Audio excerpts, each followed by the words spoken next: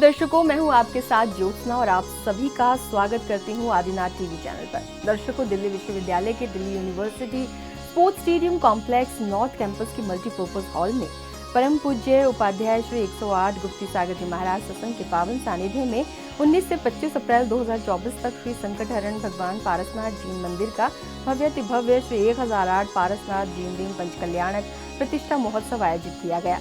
इस महोत्सव की विशेष झलकियों में कल आपने कमठ द्वारा भगवान पार्श्वनाथ पर किए गए उत्सर्ग के नाटकीय मंचन को देखा। इस कड़ी में आज आनंद उठाते हैं नाटकीय मंचन के साथ गर्भ कल्याणक पूर्ण रूप की अनुपम झलकियों का। मृत्यु का प्रतिशोध कमठ का वध करके लिया है। एक और सत्कर्म करने वाला, पुण्य कर्म करने वाला सदाचारी मरुभूति है, तो दूसरी ओर दुराचारी, कुकर्मी और स्वयं के भ्राता से द्वेष रखने वाला कमठ है। शुभ अशुभ कर्मों का फल भोगना ही नियति है। जहां कमठ का नरक की वेदना सहना तय है, वहीं मरुभूति को अपने शुभ कर्मों का प्रतिफल मिलकर रहेगा। मृत्यु के पश्चात मरुभूति ने वज्रघोष नामक विशालकाय हाथी के रूप में वन में जन्म लिया और राजा अरविंद ने वैराग्य धारण कर मुनि पद प्राप्त किया। एक बार दीक्षा लेने के पश्चात अरविंद मुनिराज अपने संघ के साथ संवेद शिखर की यात्रा पर निकले। इस यात्रा के दौरान वो सलगी वन से होकर जा रहे थे। यही वो वन है जहां मरुभूति का जीव वज्रघोष नामक हाथी के रूप में निवास करता है। संघ को वन में देखकर वज्रघोष हाथी विचलित होकर यहां वहां भागने लगता है। उसके पांव के नीचे दबकर वन्य जीव मरने लगते हैं। विशाल वृक्ष भी तिनकों की भांति बिखर जाते हैं। उत्पात मचाता हुआ वज्रघोष हाथी जब अरविंद मुनिराज पर वार करने आगे बढ़ता है, तभी उसकी दृष्टि अरविंद मुनिराज के वक्षस्थल पर बने साक्षात श्रीवत्स चिन्ह पर पड़ती है। श्रीवत्स चिन्ह को देखते ही वज्रघोष हाथी को अरविंद मुनिराज से उनके पूर्व भव के संबंध का बोध होता है। हाथी शांत हो जाता है और मुनिराज के समक्ष नतमस्तक होकर बैठ जाता है। मुनिराज को भी अवधि ज्ञान से वज्रघोष हाथी से अपने पूर्व भव के संबंध का बोध होता है। गजराज, क्या हुआ? रुक क्यों गए? जानता हूं, अपने पूर्व जन्म की स्मृति ने तुम्हें ऐसा करने से रोका है। तू पूर्व भव में मेरा मंत्री मरुभूति था। भ्राता प्रेम के वश में तूने अधर्म रूपी कमठ के समक्ष झुकने का अपराध किया था, जिसके फल स्वरूप इस भव में तुझे हिंसक क्रूर हाथी के रूप में जन्म लेना पड़ा। पाप और पुण्य के तराजू में पुण्य का पलड़ा सदैव भारी रहता है। शुभ कर्म ही मोक्ष और मुक्ति का पर्याय है। तूने अपने पूर्व भव में कुछ सत्कर्म भी किए हैं, इसलिए तुझे आज मेरे द्वारा सम्यक दर्शन उपदेश का लाभ मिलेगा। मुनिराज ने वज्रघोष को जिन धर्म का ज्ञान दिया और अहिंसा का पाठ पढ़ाया। वज्रघोष को मोक्ष मार्ग पर चलने का मंत्र देकर अरविंद मुनिराज अपनी यात्रा पर आगे बढ़ गए। मुनिराज से मिलने के पश्चात वज्रघोष हाथी का जीवन परिवर्तन हुआ है। क्रूरता का अंत होकर करुणा का उदय हुआ। अब वज्रघोष धर्म के मार्ग पर चलने लगा है। शांत चित्त हाथी अपने द्वारा पेड़ पौधों को हानि न पहुंचे, इसीलिए सूखी घास और पत्तियों का सेवन करता है। कुछ दिन उपवास भी करता है। विशालकाय शरीर के नीचे आकर प्राणियों को क्षति ना पहुंचे, इसीलिए विचरण भी कम करने लगा है। श्रावक व्रत का पालन करते, पंचव्रत धारण करते हुए एक मुनि तरह जीवन जीते हुए वज्रघोष का शरीर आयु के साथ अशक्त और कमजोर होने लगा है। एक बार वो तपस्वी हाथी वेगवती नदी में जल पीने आया और शक्तिहीन होकर वहीं गिर पड़ा। जैसे कीचड़ में कमल खिलता है, ठीक उसी तरह जिन भक्ति के प्रकाश से उसका आत्म उजागर हुआ। वज्रघोष एक मुनि की तरह अन्न जल का त्याग किया और वहीं पड़ा रहा। द्वेष की भावना का अंत अत्यंत कठिन है। मरुभूति का ज्येष्ठ भ्राता कमठ, जो अपने कर्मों के अनुरूप इस भव में कुक्कट नामक सर्प के रूप इसी वन में रहता है, इस भव में भी वो अपने अनुज के प्रति द्वेष लिए वज्रघोष हाथी को आकर डस लेता है। व्रतधारी वज्रघोष हाथी प्राण त्याग कर अपने सत्कर्मों के फल से तीसरे भव में शशिप्रभ नामक देवता के रूप में जन्म लेता है और वज्रघोष पर विषघात करने वाले कुक्कट सर्प को 5वें नरक में स्थान मिलता है। शशिप्रभ एक श्रेष्ठ देवता के रूप में स्वर्ग में 16 सागरोपम तक असीम सुखों का उपभोग करते हैं। जम्बू द्वीप और नंदीश्वर द्वीप जाकर चैत्यालयों में ध्यान साधना करते हैं। वो सदैव चारण ऋषिधारी मुनियों की सेवा और गुरुदेव अरविंद मुनिराज का भजन पूजन करने में लीन रहते हैं। कर्म की गति न्यारी है। शुभ कर्मों के शुभ फल स्वरूप एक हाथी का जीव स्वर्ग में सुखों का उपभोग कर रहा है। वहीं अशुभ कर्मों में लिप्त कमठ का जीव, जिसने सर्प के रूप में हाथी को डसा था, वो सर्प अपना आयुष्य पूर्ण कर अधोलोक के 5वें नरक में जन्म लेकर 17 सागरोपम तक अपार कष्टों को भोगता है। शशिप्रभ देव ने पुण्य के प्रभाव से अपना आयुष्य पूर्ण कर चौथे भव में महाराजा विद्युत गति और महारानी विदुनमाला के पुत्र अग्निवेग के रूप में जन्म लिया। इस भव में भी धर्म प्रेरित जीव कुमार अग्निवेग आत्मज्ञान जागृत करने की भावना से समाधि गुप्त मुनिराज से मिलने पहुंचते हैं।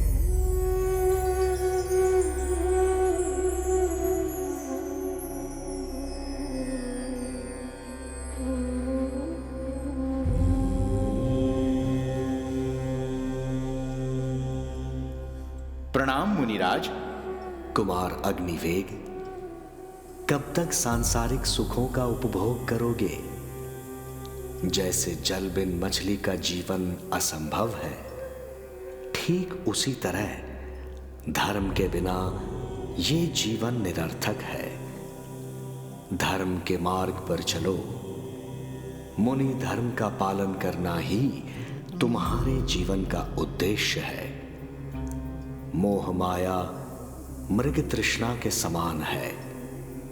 वैराग्य ही एकमात्र सत्य है।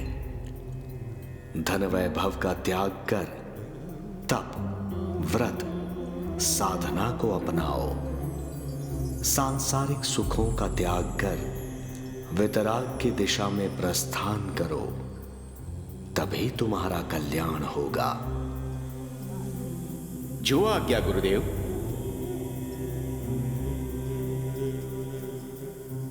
कुमार अग्निवेग के लिए मुनिराज की वाणी अमृत समान है। वो मुनिराज के कथन को आदेश मानकर सांसारिक बंधनों का त्याग कर मुनि दीक्षा ग्रहण करते हैं। ये शुभ कर्मों का प्रतिफल है कि कुमार अग्निवेग दीक्षा लेकर अब मुनिराज अग्निवेग बन चुके हैं और एक गुफा में जिनेश्वर के ध्यान में लीन है। उनके तेज का प्रकाश चारों ओर फैल रहा है। वही अशुभ कर्मों और द्वेष से ग्रस्त कमठ अपने पूर्व भव में 17 सागरोपम का दुख भोग कर इस भव में अजगर के रूप में फुंकार करता हुआ वहां पहुंचता है जहां मुनि अग्निवेग कठोर तप कर रहे हैं।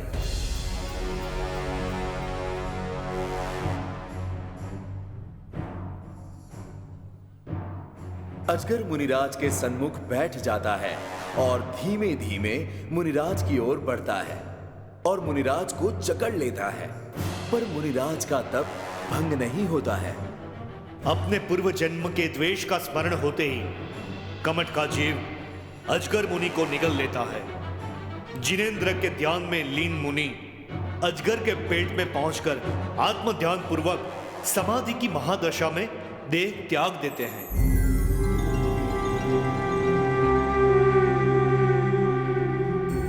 मुनिराज मोक्ष के मार्ग पर अग्रसर है। और अजगर मुनिराज का ग्रास करके पाप का भागी बनकर अधोगति की ओर बढ़ जाता है। अपने पुण्य कर्मों के फल स्वरूप मुनिराज अपने 5वें भाव में पुष्कर विमान में पुण्योदय से विद्युत प्रभ नाम के देव हुए और मुनि हत्या के पाप से कमठ छठे नरक में गया। विद्युत प्रभ देव की 22 सागरोपम की आयु सहजता से बीत गई। वो सदैव सम्यक दर्शन, तत्व चर्चा, जिनेन्द्र भक्ति एवं अकृत्रिम चैत्यालयों की वंदना आदि में अपना समय व्यतीत करते। वो अपनी आयु पूर्ण करके पुण्योदय से अपने छठे भाव में राजा वज्रवीर्य और विजया रानी के यहाँ वज्रनाभि के नाम के पुत्र के रूप में जन्म लेते हैं। यौवन अवस्था में आने के बाद उनका राज्याभिषेक हुआ और एक समय उनके पुण्योदय से चक्र रत्न उत्पन्न हुआ और वो 6 खंडों पर विजय प्राप्त करने वाले वज्रनाभि चक्रवर्ती कहलाए। सुदर्शन चक्र में ऐसा सामर्थ्य है कि दुश्मन पर चलाया जाए तो उसके प्राण नाश कर देता है, किंतु चक्र रत्न के प्रताप से उन्होंने किसी भी जीव की हिंसा किए बिना 6 खंडों पर विजय प्राप्त की। मानो अहिंसा चक्र के द्वारा ही 6 खंडों पर विजय प्राप्त कर चक्रवर्ती बने हो। चक्रवर्ती का अपार वैभव उनको प्राप्त हुआ था। 96 करोड़ गांव उनके अधीन थे।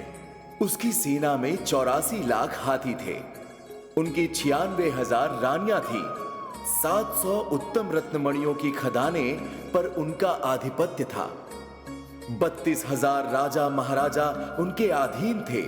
उनके पास 9 निधान थे जो कि इच्छा अनुसार वस्त्र, शस्त्र, अलंकार, पुस्तक, संगीत, पात्र तथा रत्न प्रदान करते थे। उनके पास 14 महारत्न, अद्भुत सिंहासन, छत्र, चामर आदि अपार धन वैभव था। ऐसा अद्भुत वैभव होते हुए भी उन्हें ज्ञात था कि इन सभी बाह्य वैभव से अनंत चैतन्य वैभव अधिक मूल्यवान है, वहीं अनंत सुख को प्रदान करने वाला है। बाह्य वैभव तो आडंबर मात्र है। चक्रवर्ती पद में रहते हुए भी वो प्रतिदिन अरिहंत देव की पूजा करते, मुनिवरों की सेवा करते, शास्त्र उपाध्याय करते, सामायिक इत्यादि क्रियाएं करते। इस प्रकार सांसारिक वैभव और सुख को भोगते हुए अनेक वर्ष व्यतीत हो गए और एक दिन उन्हें सर्वोच्च धर्म की अनुभूति हुई। अपना पूर्ण जीवन धर्म के नाम समर्पित करने वाले वज्रनाभि के मन में एक भावना जागृत हुई।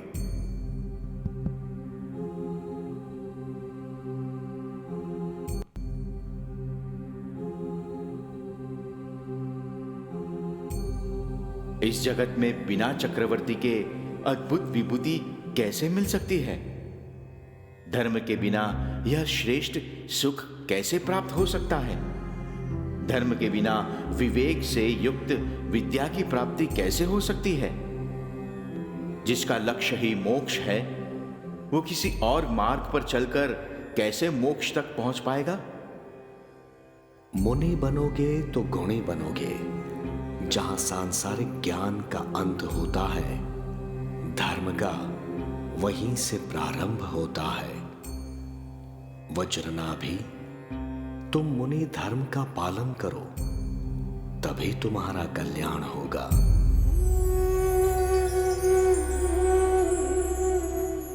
चाहे कितने भी कष्ट आ जाएं, भयभीत मत होना, क्योंकि प्रकृति ने कुछ देने के लिए सदैव कुछ छीना है।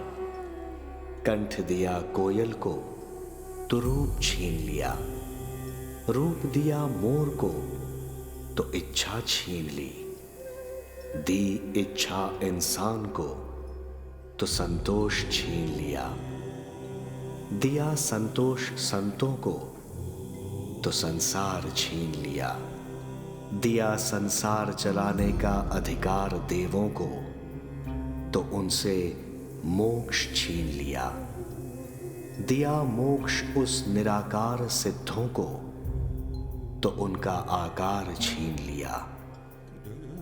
मत करना अहंकार अपने पाप कर्मों पर, हे मनुष्य। पाप कर्मों ने कमठ जैसे कितनों ही को भवों भवों तक भटकाया है, भवों तक भटकाया है। हे रत्नत्रय मुनिराज, आप धन्य हैं। आपकी वितरागी रत्नत्रय के आगे इस चक्रवर्ती के 14 रत्न तुच्छ हैं। इस धर्म ज्ञान को प्राप्त करके मुझे मेरा जीवन ही व्यर्थ लगने लगा है। मैंने तीव्र रागवश अपनी स्वेच्छा से चक्रवर्ती के दुर्लभ भोग भोगे, परंतु इससे मुझे किंचित भी तृप्ति प्राप्त नहीं हुई। ये भोग उत्तम गुणों को नष्ट करने वाला है, बुद्धि को भ्रष्ट करने वाला है, दुष्ट है, रोग अथवा क्लेश की खान है। ये समस्त दोषों के अनंत भंडार है। पिछले भाव के मरुभूति और इस जन्म के राजा वज्रनाभि को वास्तविक वैराग्य की प्राप्ति हुई और राजा ने देव दुर्लभ संयम को धारण कर लिया, अर्थात मुनि दीक्षा ले ली। आत्मज्ञान के अमृत को प्राप्त करने के लिए वो कभी वन में, कभी निर्जन स्थान पर, कभी पर्वत की गुफा में, तो कभी दुष्ट जीवों से भरे वन में निर्भय होकर अपने तप का पालन करते हैं। कभी हाथी की सवारी करने वाले चक्रवर्ती अब नंगे पांव वन में चलने लगे। रत्नों से जड़े वस्त्र आभूषण छोड़कर मुनिराज अब रत्नत्रय से सुशोभित होने लगे। सुवर्ण की थाली में भोजन करने वाले चक्रवर्ती अब अंजलि में भोजन ग्रहण करने लगे। उन्होंने 14 रत्नों का त्याग करके रत्नत्रय ग्रहण किए। 9 निधान का त्याग करके वो अनंत आनंद के निधान की साधना करने लगे। 96,000 रानियों, 96 करोड़ सेना, सभी का परित्याग करके असंगपना धारण करके वन में निवास करते हुए चैतन्य स्वरूप आत्मा का ध्यान करने लगे। यही मोक्ष के मार्ग का प्रथम पड़ाव है। एक दिन मुनि एक घने वन के भीतर ध्यान में चित्त होकर साधना में लीन है। तभी पूर्व भव में अजगर बनकर मुनि के ग्रास का द्रोणित प्राप्त करने वाला कमठ इस भव में कुरंग नाम का एक पापी भील हुआ, जो इस वन में रहता है। पूर्व भव का द्वेष भाव लिए कुरंग भील मुनिराज के निकट पहुंचा। यह नग्न मुनि इस वन में स्वयं नहीं आया है, इसे इसकी मृत्यु यहां खींच लाई है। आज कोई वन्य प्राणी नहीं है, ये मुनि ही मेरा शिकार बनेगा। आज इसे ज्ञात होगा कि बिना मेरी अनुमति के इस वन में आने का परिणाम क्या होता है।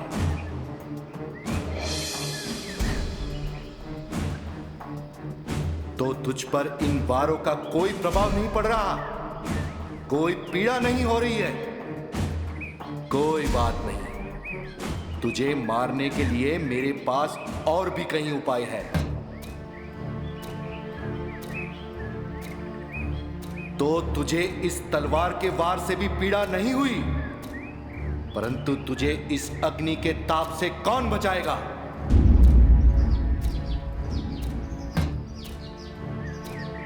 भील एक एक कर अग्नि, पाषाण आदि से मुनि पर वार कर रहा है, पर वर्तमग्न मुनि का तप भंग नहीं कर पाता है।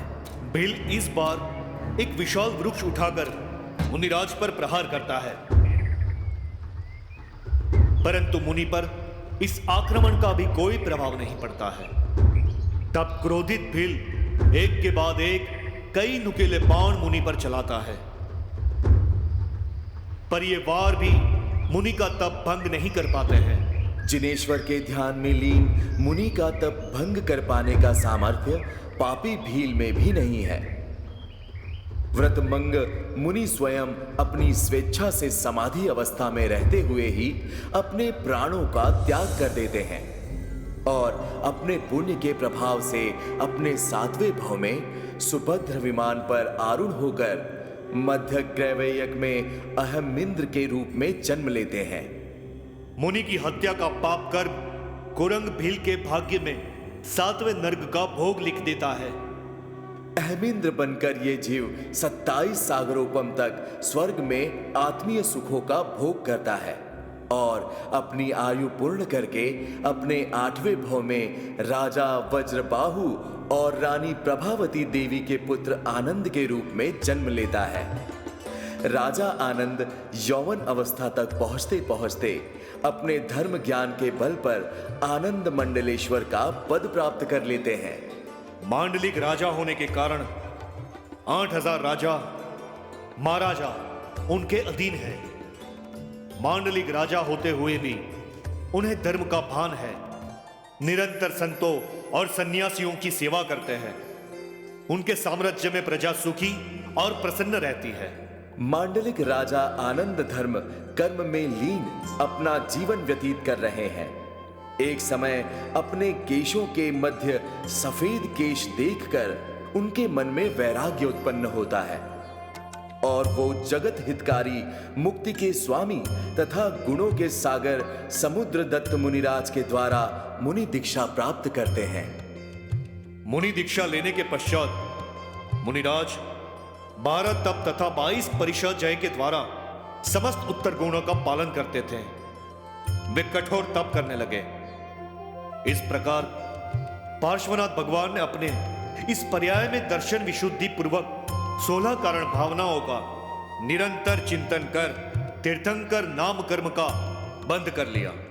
और यहां से प्रारंभ होती है मरुभूति के जीव की तीर्थंकर पार्श्वनाथ बनने की अलौकिक यात्रा। एक दिन वो मुनिराज क्षीरवन में ध्यान कर रहे थे। तभी पापी कमंड का जीव 7वें नर्क से अत्यंत दुख भोग कर सिंह के रूप में उस वन में आया। अपने पूर्व भव के पैर से पीड़ित उस हिंसक सिंह ने जब मुनिराज को इस भव में मुनि के रूप में देखा तो उसने अपने तीखे दांतों से मुनिराज के कंठ को पकड़ लिया।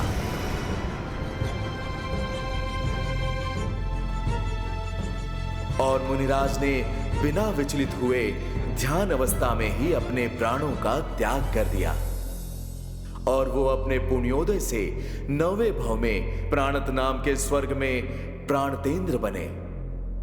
कमंड ने फिर एक पाप कर्म अपने नाम कर लिया और वो अनंत दुखों को भोगने 5वें नर्क में पहुंच गया। अशुभ और पाप कर्मों के फलस्वरूप कमंड का जीव अनेकों बार नर्क जाकर कई सहस्त्र सागरोपम आयु तक बारंबार अनंत दुखों को भोगता रहा। 1000 बिच्छुओं के दंश से भी अधिक वेदना जैसी अन्य शारीरिक यातनाएं झेलते हुए कमंड के जीव को अत्यंत कष्ट और दुख प्राप्त हुआ। अपने पाप कर्म के भार से भक्ति भाव से मनाते हैं वितराग प्रभु का पंच कल्याणक महोत्सव। पंच कल्याणक महोत्सव का प्रथम चरण है च्यवन, अर्थात तीर्थंकर भगवान का माता के गर्भ में अवतरण।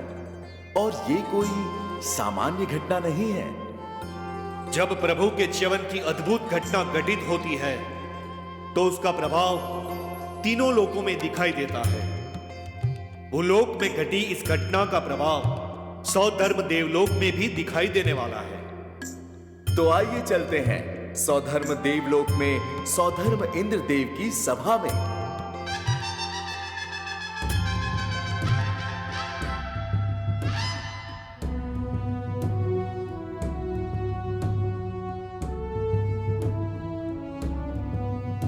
पर सवारे संगिंद्राणी के वो आए जिसके हाथों में जग का उद्धार है, हर देवों में श्रेष्ठ कहलाए।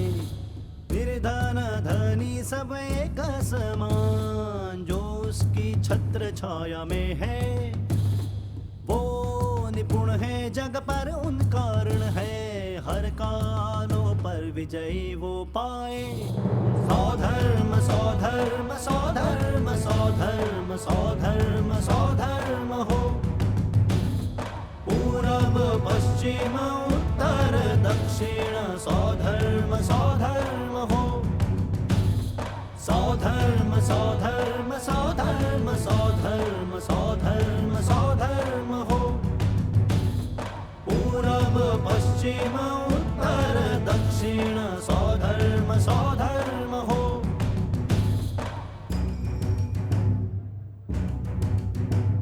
विराट है वो हृदय से शत्रु देखे थर थराए स्वजन देखे मुस्काए ऐसा चेहरे पर उनके तेज है दुर्गम सी पड़ी जमीन को अपने चरणों से सुगम बनाए चरित्र ऐसा तो निर्मल है कि नारी की सौंदर्यता भी लज्जित हो जाए पूरब पश्चिम उत्तर दक्षिण सौधर्म सौधर्म हो सौधर्म सौधर्म सौधर्म सौधर्म सौधर्म सौधर्म हो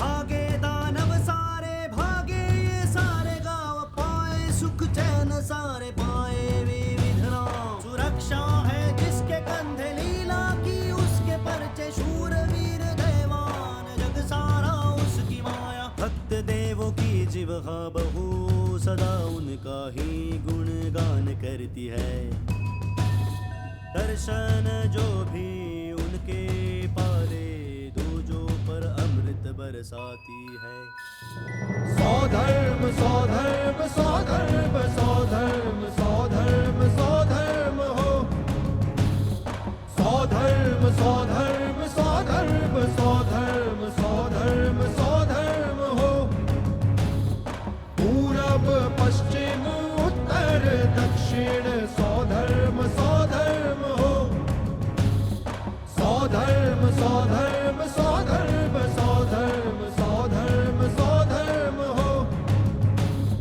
सौधर्म सौधर्म सौधर्म सौधर्म सौधर्म सौधर्म हो सौधर्म सौधर्म है सौधर्म सौधर्म सौधर्म सौधर्म सौधर्म सौधर्म हो सौधर्म सौधर्म सौधर्म सौधर्म सौधर्म सौधर्म हो पूरब पश्चिम उत्तर दक्षिण सौधर्म सौधर्म हो सौधर्म सौधर्म सौधर्म सौधर्म सौधर्म सौधर्म हो सौधर्म सौधर्म सौधर्म सौधर्म सौधर्म सौधर्म हो सौधर्म सौधर्म सौधर्म सौधर्म सौधर्म सौधर्म हो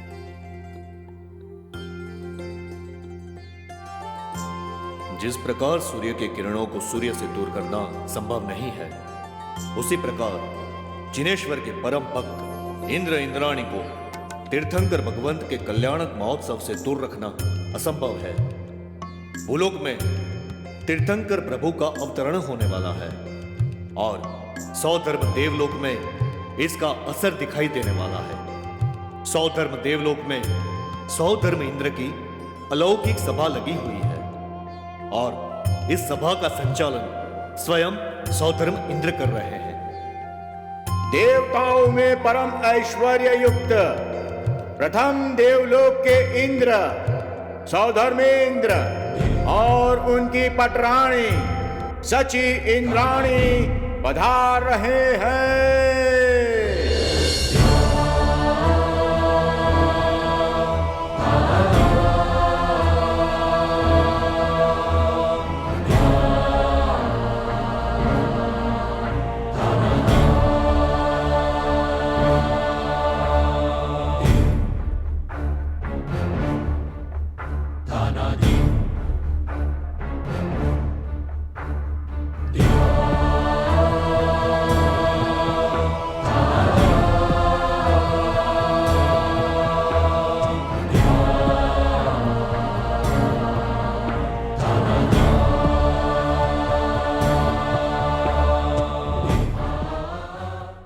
सौधर्म इंद्र देव की इस सभा में धनपति कुबेर, धनश्री, महेंद्र इंद्र इंद्राणी, ईशान इंद्र इंद्राणी, सनत इंद्र इंद्राणी आदि समस्त इंद्र इंद्राणियां एक साथ विराजमान हैं। सौधर्म इंद्र देव की इस सभा में इस समय एक धर्म चर्चा चल रही है।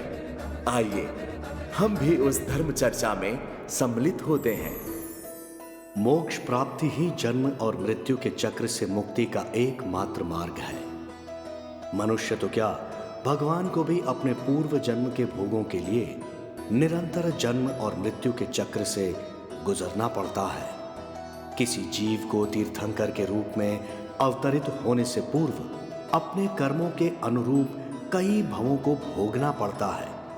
तीर्थंकर के गर्भकाल से दीक्षा की अलौकिक यात्रा एक ज्ञान गंगा है जो हर जीव को मोक्ष और मुक्ति के मार्ग पर चलने की प्रेरणा देती है। हे देवेंद्र,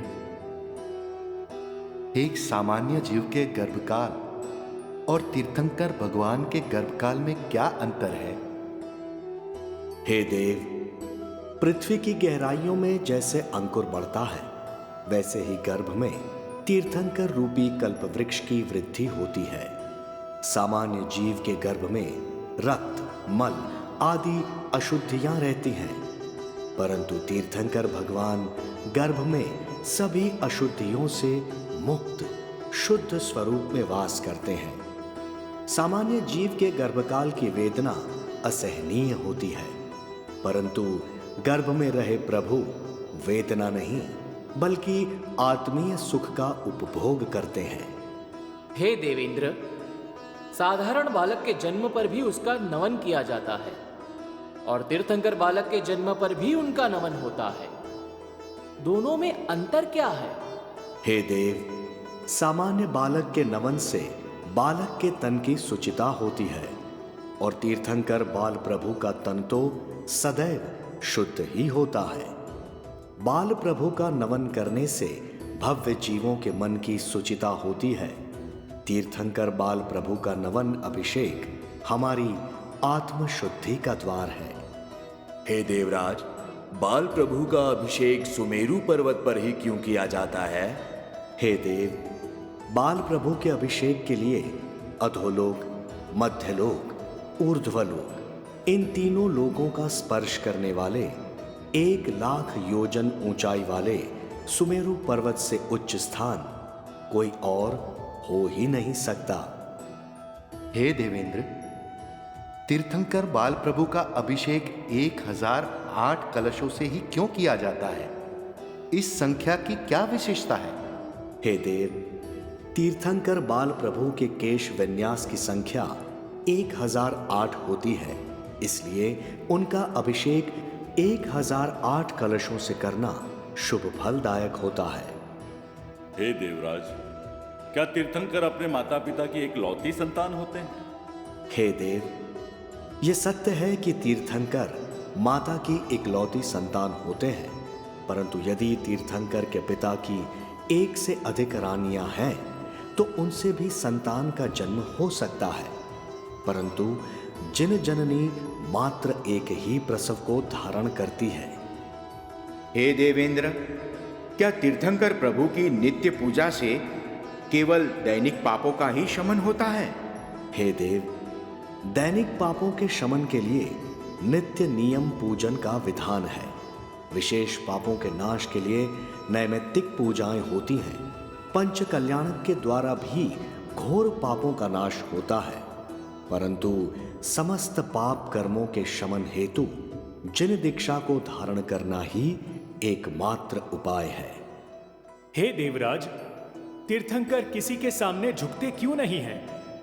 क्या नहीं झुकना तीर्थंकर भगवान का अहंकार नहीं है? हे देव, किसी के समक्ष झुकना स्वयं की अल्पता को दर्शाता है। तीर्थंकर भगवान समस्त सिद्धियों के स्वामी हैं, यही उनकी पूर्णता का प्रतीक है। अतः तीर्थंकर को किसी के समक्ष शीश झुकाने की आवश्यकता ही नहीं है। सागर पूर्णता का प्रतीक है, इसलिए अचल है। नदियों को ही सागर तक आकर उसमें समाहित होना पड़ता है। हे देवराज, एक काल में मात्र 24 तीर्थंकर ही क्यों होते हैं? 24 की इस संख्या में क्या विशेष है? हे देव, तीर्थंकरों के देह की रचना अति विशिष्ट शुभ पुद्गल परमाणुओं के संयोग से होती है और ये शुभ संयोग एक काल में मात्र 24 बार ही फलित होता है। हे नाथ, तीर्थंकर भगवान की सेवा का अवसर सभी देवों को प्राप्त होगा। माता और बाल प्रभु की सेवा भक्ति का सौभाग्य अष्ट कुमारियों और 56 दिक् कुमारियों को मिलेगा। तो मुझे प्रभु की सेवा भक्ति का अवसर कैसे प्राप्त होगा? मेरा पद तो शची का है। हे देवी, ये तो नियोग है, ये सेवा कार्य तो उन्हीं का है। हे नाथ, ये नियोग हो सकता है, परंतु मैं प्रभु की सेवा भक्ति का ये अवसर नहीं जाने दे सकती हूँ। अतः मैं अदृश्य रूप में बाल प्रभु सेवा करने जाऊंगी। मुझे कोई नहीं देख पाएगा और मुझे सेवा का अवसर भी प्राप्त हो जाएगा। हे देवी, आप सौभाग्यशाली हैं जो सर्वप्रथम प्रभु का दर्शन आपको प्राप्त होगा। नहीं देव, प्रभु के दर्शन मात्र से मुझे तृप्ति नहीं मिलेगी। मुझे तो अदृश्य रूप में वहीं रहकर तीर्थंकर प्रभु की सेवा करनी है। दर्शकों, अभी आप देख रहे थे दिल्ली विश्वविद्यालय के मल्टीपर्पज हॉल में आयोजित हुए श्री संकट हरण भगवान पारसनाथ जैन मंदिर का भव्यातिभव्य श्री 1008 पारसनाथ जैन दिन पंच कल्याणक प्रतिष्ठा महोत्सव की विशेष झलकियां। तो दर्शकों, आज के इस कार्यक्रम में फिलहाल बस इतना ही। कल फिर पुनः उपस्थित होंगे आपके समक्ष इसी कार्यक्रम की शेष झलकियों के साथ। तब तक के लिए मुझे दीजिए आज्ञा और आप देखते रहिए आदिनाथ टीवी चैनल।